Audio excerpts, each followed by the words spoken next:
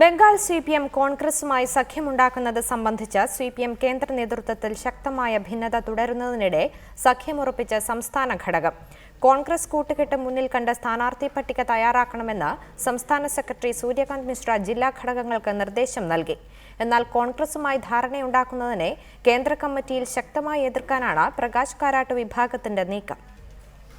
ഈ മാസം 12-13 തീയതികളിൽ ചേരുന്ന നിർണായക സംസ്ഥാന കമ്മിറ്റി യോഗത്തിന് മുന്നോടിയായി കോൺഗ്രസുമായി സഖ്യമുണ്ടാക്കാനുള്ള നീക്കത്തിന് പൂർണ്ണ പിന്തുണ ഉറപ്പാക്കാനുള്ള തിരക്കിട്ട നീക്കങ്ങളിലാണ് CPIM ബംഗാൾ നേതൃത്വം. തിരഞ്ഞെടുപ്പിനായി വഴക്കമുള്ള നിലപാട് സ്വീകരിക്കണമെന്നാണ് ജില്ലാ ഘടകങ്ങൾക്ക് സംസ്ഥാന നേതൃത്വം നൽകിയിരിക്കുന്ന നിർദ്ദേശം.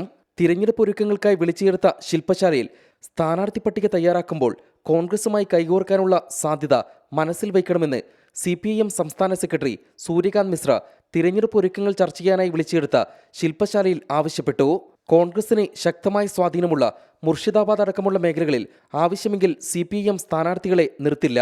എന്നാൽ സംസ്ഥാന സമിതിയിലെ 23 അംഗങ്ങൾ കോൺഗ്രസുമായി സഖ്യമുണ്ടാക്കുന്നതിനെ എതിർത്തേക്കും.